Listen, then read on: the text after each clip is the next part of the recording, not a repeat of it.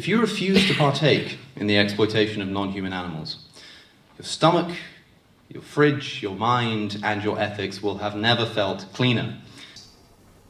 Don't consider it a problematic hurdle and a struggle to overcome, but the opportunity to be part of the greatest social justice movement that the world has ever known. As Peter Singer asks, when history looks back, do you want to be counted among the oppressors or among the liberators?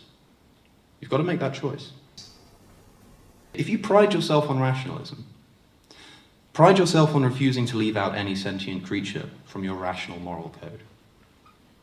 This is not difficult ethical philosophy. Does it get more basic in the consideration of our ethical conduct than to suggest that perhaps it's not a good idea to cause unnecessary suffering where it could be avoided, especially when the justification for this suffering is as trivial as sensory pleasure? There's already enough to make you go vegan. There's already enough in the moral argument, and if that doesn't do it for you, then how about the environmental argument? And if that doesn't do it for you, then how about the health argument? And if that doesn't do it for you, then I don't know what will. Pig out.